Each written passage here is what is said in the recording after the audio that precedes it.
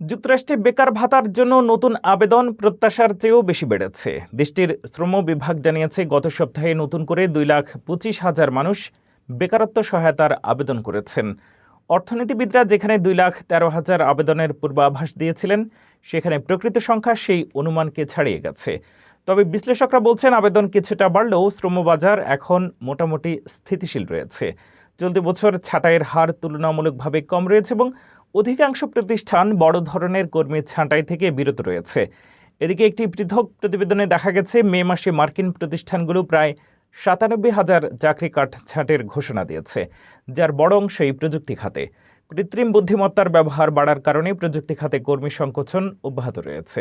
আগামী কর্মসংস্থান প্রতিবেদনের দিকে এখন নজর বিনিয়োগকারী ও নীতি নির্ধারকদের। শ্রমবাজারের এই পরিস্থিতি ফেডারেল রিজার্ভের সুদের হার সংক্রান্ত সিদ্ধান্তেও প্রভাব ফেলতে পারে।